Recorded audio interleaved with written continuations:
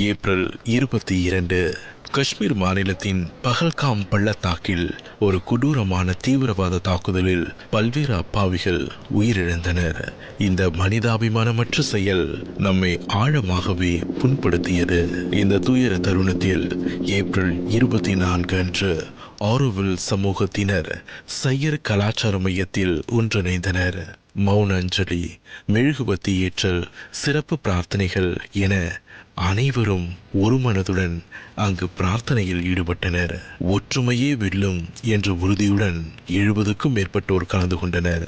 ஆரோவில் நாளை இதழின் துயர சிறப்பு பதிப்பும் வெளியிடப்பட்டது.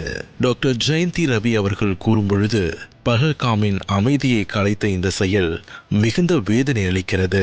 உயிரிழந்தோர் குடும்பங்களுக்கு எங்களது ஆழ்ந்த இரங்கல். இப்படிப்பட்ட நிகழ்வுகள் இனி நடக்கக்கூடாது என்பதே நம்முடைய மனப்பூர்வமான பிரார்த்தனை. இப்படியாக ஆரோவில் சமூகம் தனது உறுதியை வெளிப்படுத்தியது.